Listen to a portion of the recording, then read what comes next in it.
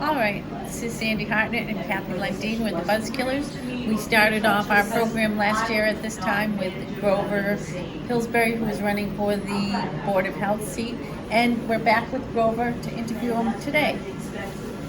How's it going, Grover? Very good, very good. Are you enjoying your time on the Board of Health? I am. I'm glad that I decided to get involved in the town. And when I ran for the Board of Health, I said in the interview that we had that I was going to be strictly by the rules and for the people of the town. And I feel that I, to this point, have maintained that. Maintain that with your rulings and everything. Have you had to excuse yourself from votes? In the beginning, because I was living in the mobile home community, anybody that's on a board that's living in whether it's a community or apartment building or something like that, you have a financial interest in that community, and you have to recuse yourself from any part of that. Because it's a conflict. Because it's a conflict of interest. Because your decision could affect a financial outcome for it. Since I've moved out of the park, I have contacted the Ethics Commission, and I told them that I used to live in the park, and I know people that live in the park, and that I wanted to know if I still had to recuse myself. They told me that I did not, as long as I'm not doing things from a personal standpoint. I need to stick right to the law. Okay. And so I fill out a 23B3 form, which is a conflict of interest form, every time that Suburban Village or Green Acres is on the agenda, because even though I didn't live in Green Acres, it is all owned by the same company that owns Suburban Village. And the controversy that's going on now is related to the licenses for these three parks that came before the Board of Health for their annual renewal. Two of the three Parks were, I believe that they are not in accordance to the rules set forth by the Massachusetts Manufactured Housing Commission Attorney General laws, and that is what I base my dissent and opinion on in the licensing. Strictly that it's in the laws, and we have a duty as elected officials to work for the residents of Pepperell and not for any corporation or entity. And I think that we should enforce the rules. Okay. So have the three parks been voted on? Did they get their license renewed? They were all renewed. All renewed and inspected. And we inspect the parks also? The health agent inspects the agent. parks and then reports that to the Board of Health as part of the licensing for those parks. Okay. So how did the problems come up with the open meeting law violation? I believe that that there was a communication to two members of the Board of Health regarding a meeting that had been held with the owner of the park, and specific talk about that in that meeting the rules for the park were discussed.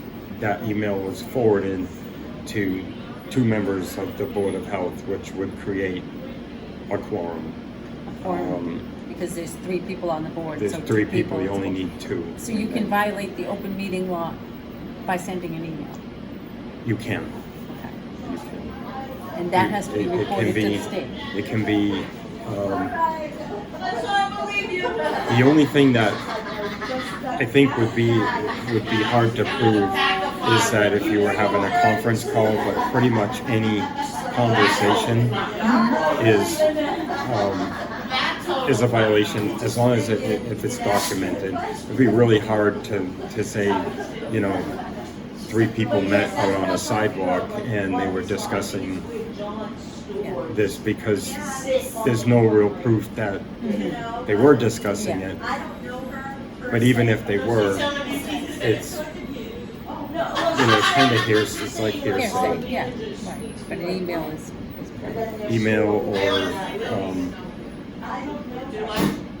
in a meeting setting. If you were in a town hall and you were in conference room A and you were talking about it, you're violating an open meeting law, because you're not doing it when the actual agenda has it written down that you're doing.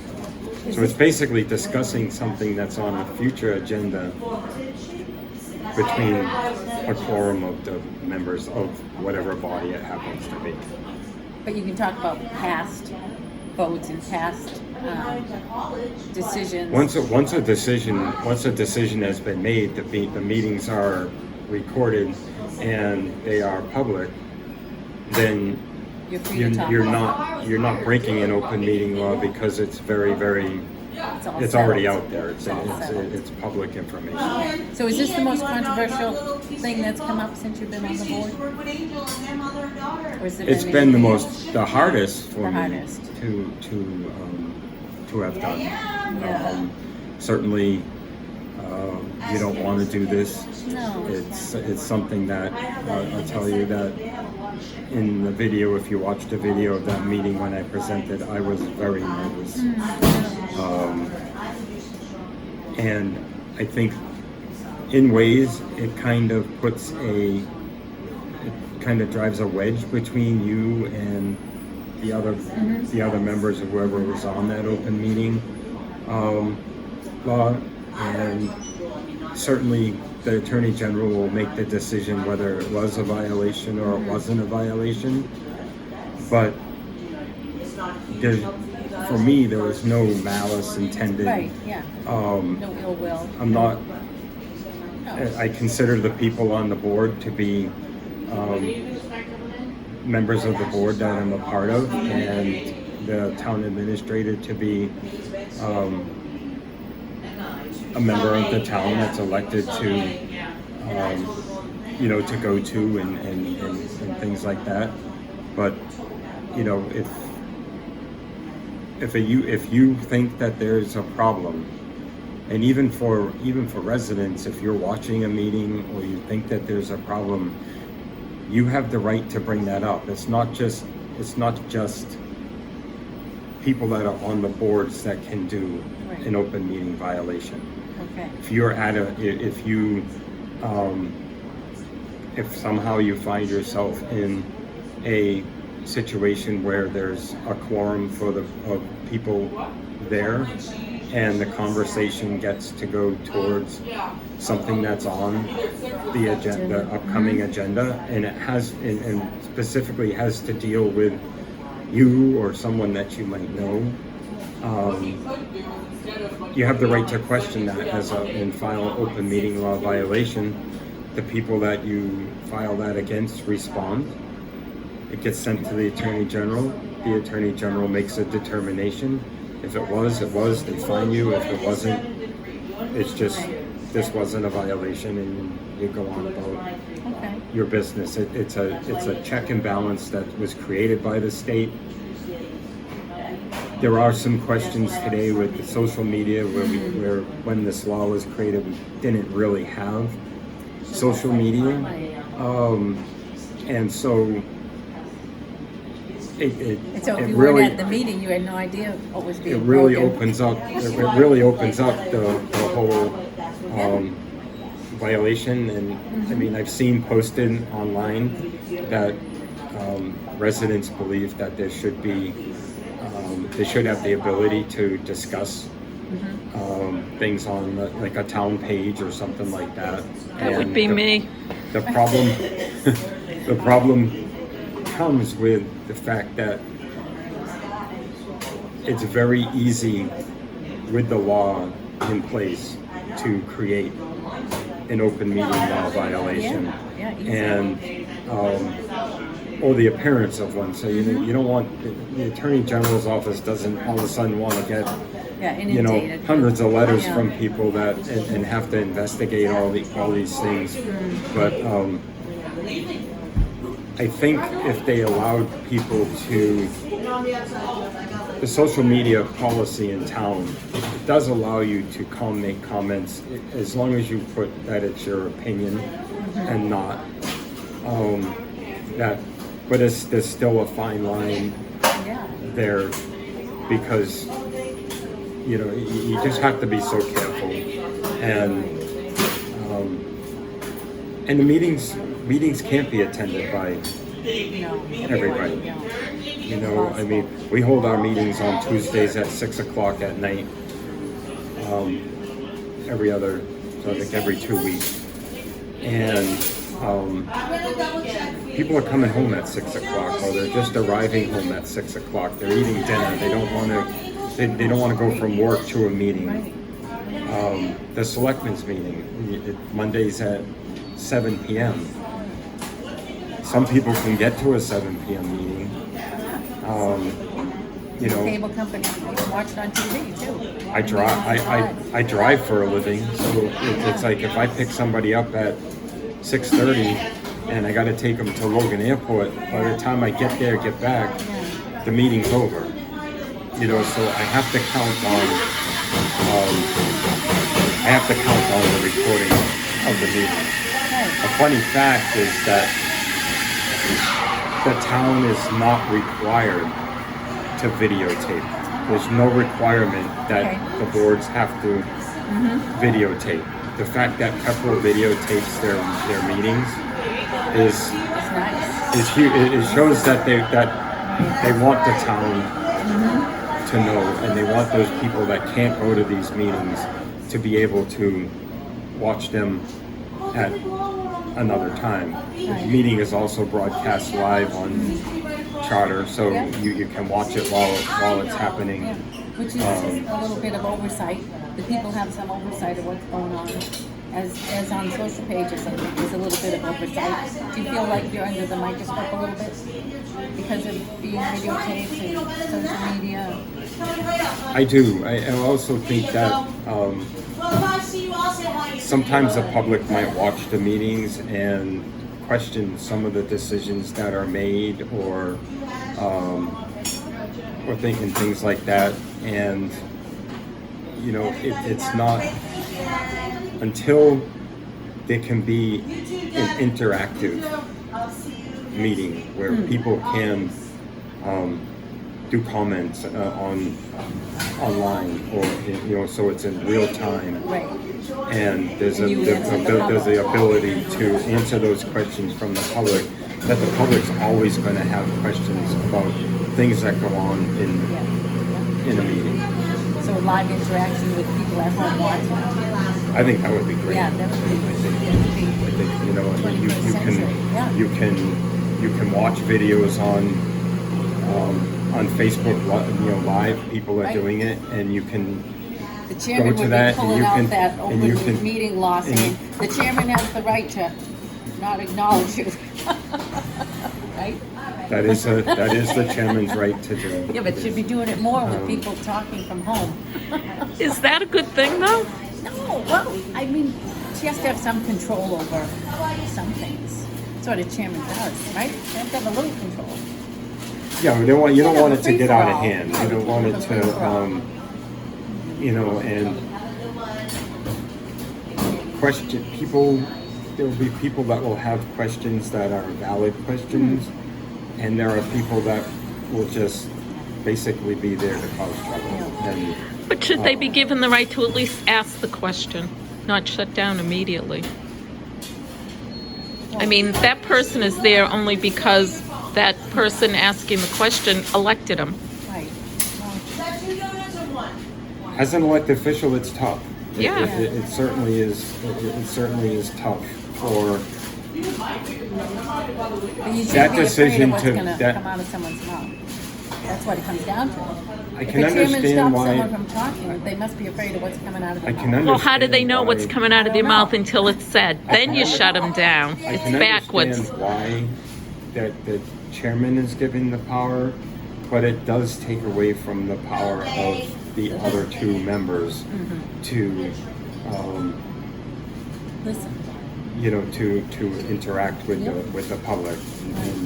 And, our December 27th meeting was a member of the public was recognized by another member of the Board of Health, and the chairman in the video says that we have the right to not take comments or recognize people, and in fact we don't.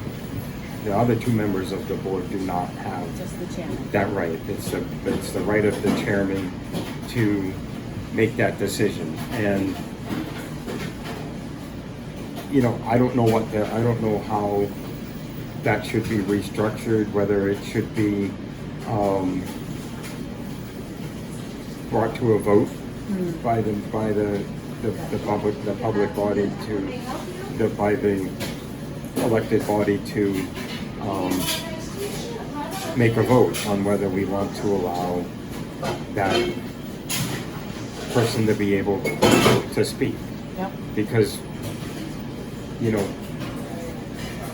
on a 3-member board like the board that I'm on, I might not like what a person has to say, but they have the right to say it.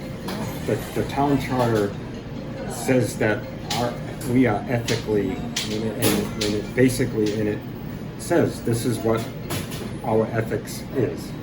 And our ethics as elected officials, as a hired official, and that our first duty is to the public. We should be working for the public. The public voted us in, and whatever the public tells us should be taken over a business or Your own opinion. really we don't have the right to have an opinion. Unfortunately, we're human beings, and sometimes it comes into play. But my thing is that I want to do things as the law states to do it. And that's why you filed the that's- open meeting law Yes. violation, because that's what the law told you Yes. to do. Yes. So So can I ask hopefully a we can move question? forward, Sure. but Yeah, you should be able to. Yeah. So do you think the Board of Health is a powerful board, or do you think the health agent holds all the power? the health agent is more a guidance for us. She goes out and does all of the health violations, the septic systems in town, and things like that, and brings it to us and recommends we vote for it or against it. And so Because I always wish think that it's we a had- powerful board. I wish that we had a little bit more power than we do have, because a regular resident can't come to any Board of Health member and really form a complaint, because we don't have that power to act on that complaint.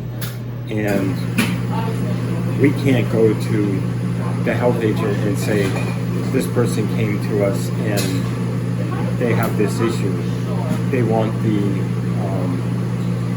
their person to Yeah, I didn't know address the that. health agent. The health agent is the one that gets paid, that goes out into the town and does the investigation and then reports back to the board. So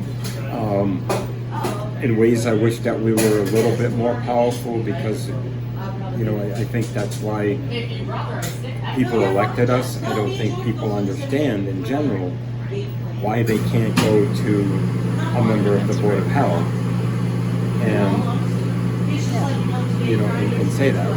The selectmen have the town administrator who does do, you know, people go to him and talk to him and things like that, but even they can't really, you can't go to them and say, hey,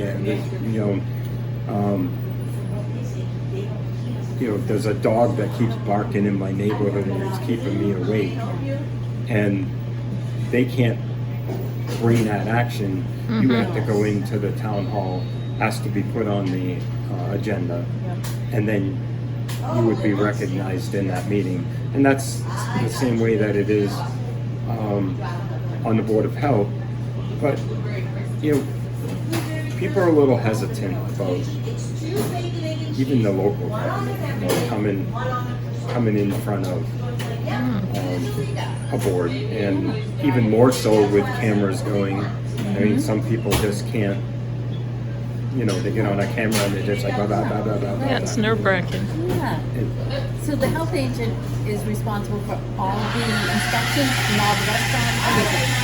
Yes. That's right there. She goes out and inspects everything. I think that there is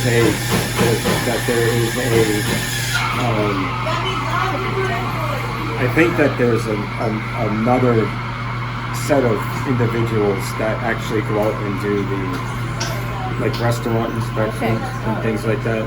Kayleen really deals with, a lot of it is our septic system issues. You know, and we have to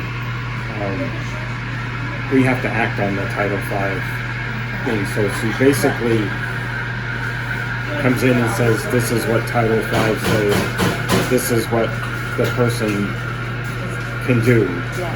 And if there's a variance, then we have to either say they can have that variance or they can't have that variance. So let's talk about ethics a little bit. Do you like the way the ethics policy is for the town, or because the charter review is reviewing how we handle or how people in power handle ethics? I don't think that people know about the ethics. It was actually Kathy that posted up the ethical Code of ethics. Code of ethics for the town, and in there it states that we are there for the public body. The public body comes to us, and we work for them, and we shouldn't be, you know, a corporation or somebody else comes in there. We can't be for that corporation. We have to rule by law, but we have to also be there for the people, because you elect us. Right. The companies don't elect us. So when I go up for re-election and have to go out and collect signatures, I want to be able to say I did everything that I could to make sure that my determinations were based on what the law states and not my personal view or a corporation. Do you have a question on that? Do you think there needs to be more oversight or an HR department before something makes it to the state level? Or do you think it works fine with just citizens making a complaint, or is the system work right now? You look at corporations, every corporation has human resource departments. It wasn't always that way. In the 70s and 80s, when I was a restaurant manager, I was everything. I did the hiring, I did the firing, I did the disciplining, and all. So of that would be the TA in the structure of the town. In the town, it would all that would fall on a town administrator, and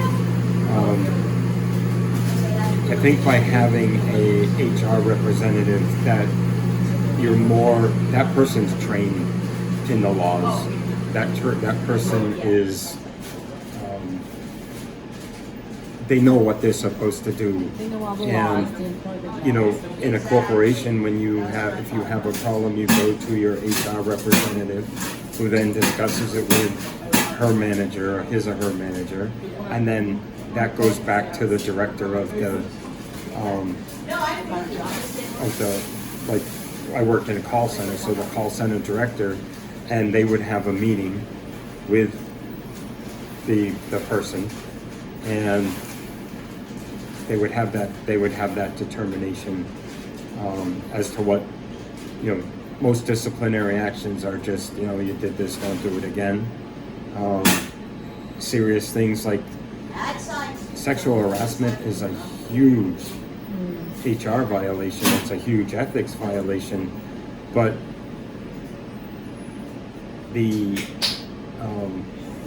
from what I understand, I've taken HR classes. I have a master's in HR management. That you have to. There has to be two things in order for it to be sexual harassment. It can't just be a comment, or No, right. you know, there has to be two parts be a that are brought pattern, it together has to be consistent. to become Right. sexual harassment. And you know, sexual harassment really goes on in a company, in businesses, every single day. Goes on And it's not reported. And you know, that is just like open meeting violation. If everybody started reporting, you know, Yeah, every little the thing. components that make up sexual harassment, you know, people would have a stack like this on their desk, and no work's getting done. And what are you going to do? Fire all the people that work for you? All right, just one last comment, because the Charter Commission is working on that now, and one of the members did state she sees no problem with how ethics are run, or she hasn't seen a problem, you know, with anything really. But when I step back, there has been some issues, ethical issues, collusion, open meeting violations, you could say nepotism, you know, and we've only been really doing this for a year, so when I look back over a year, that's a lot of problems that need to be dealt with. Dealt with differently. So you say yes to an HR problem or a little more oversight, and you're a board member. I believe that the town is really a corporation, Right, business. and that I think that an HR person, and this is my opinion only, but I believe that an HR person is needed. I'm not saying like a whole entire HR department, but you need an HR manager to take those things on. So Pepperell doesn't have one. No. Well, I think it would take some pressure off board members or appointed officials or whoever. It would, I don't know, just a little more oversight to maybe remind you. I think Andrew does. No? The Board of Selectmen? That's the difference between a town manager and a town administrator. Town manager hires and fires, I think. A town administrator does not, I think. I think. So is it an a lot of the executive disciplinary- session? A lot of disciplinary actions that you've seen Yeah. on agendas for the Board of Selectmen are executive and Session, they yeah. they should be. It should be something that's private. Yeah, it's And done in discuss- executive and session. eventually, Which is those fine. that interaction in an executive session is made available to the general public. Yep.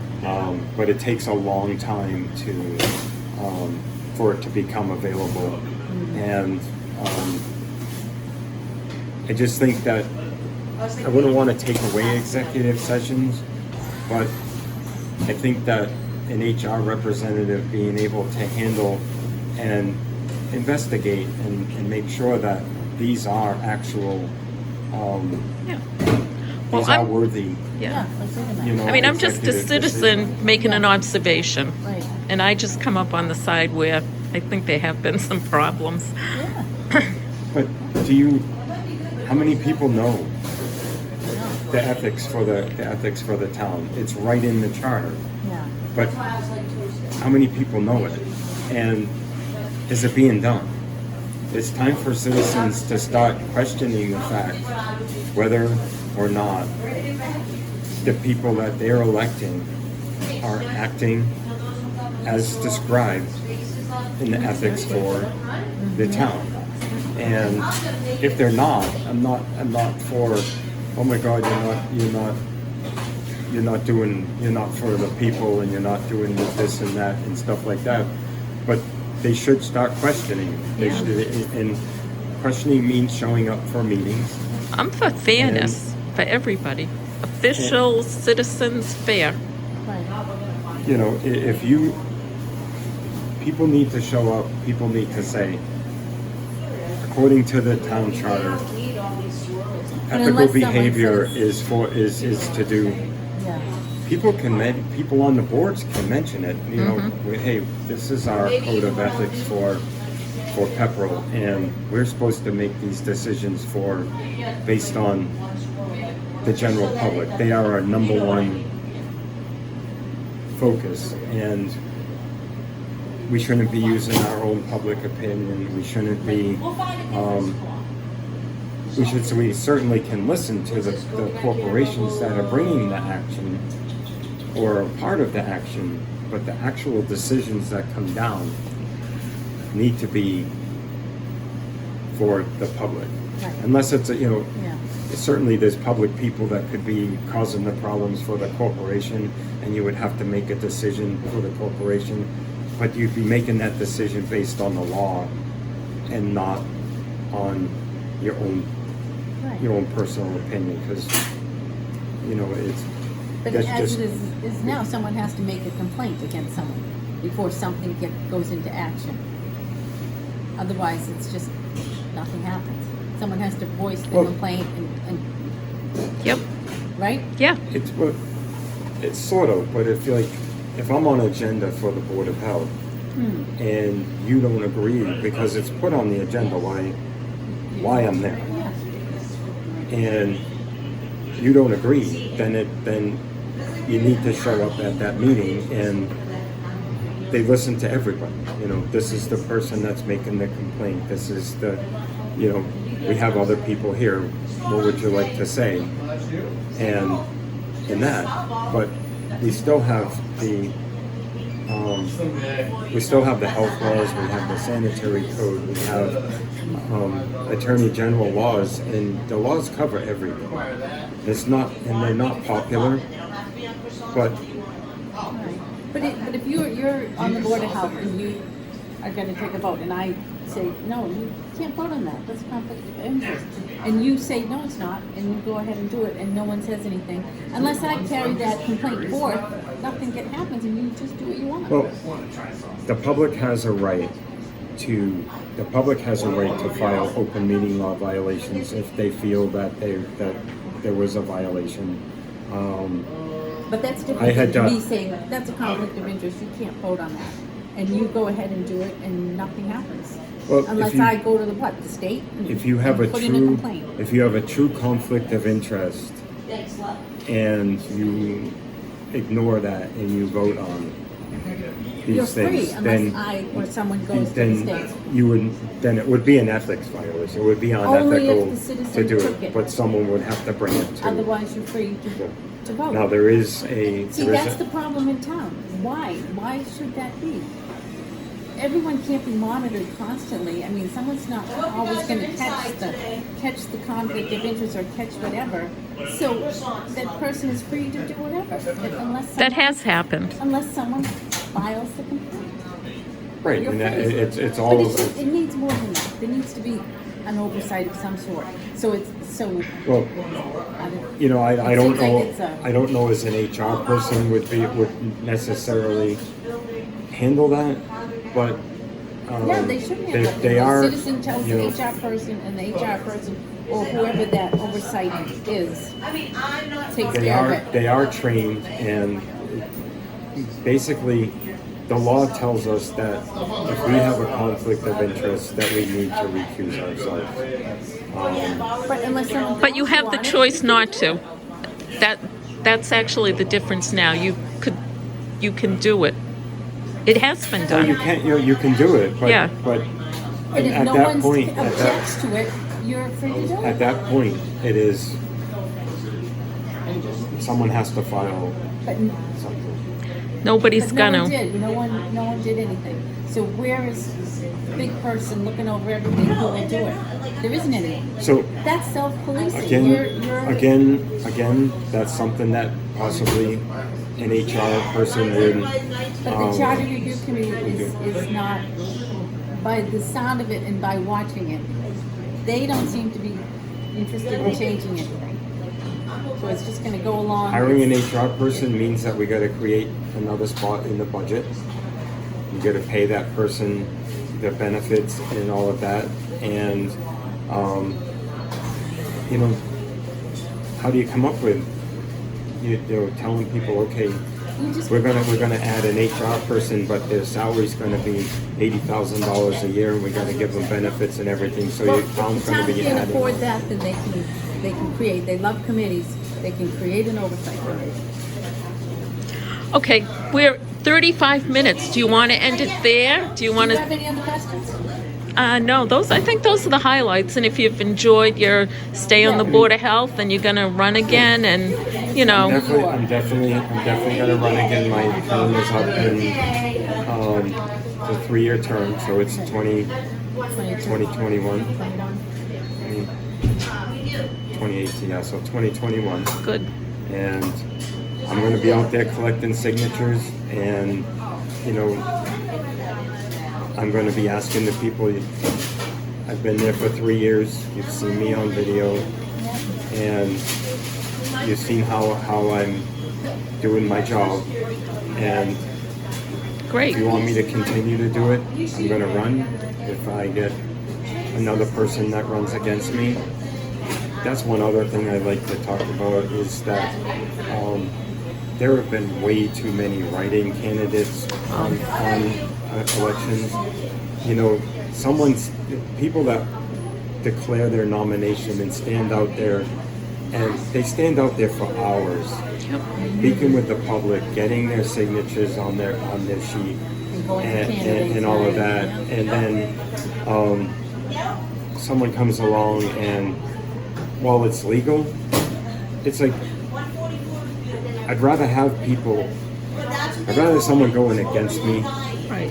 collecting the signatures, Right. and being able to discuss things than to do a write-in. Now, with that said, I did come on as a write-in candidate for the housing authority. There was no declared candidate.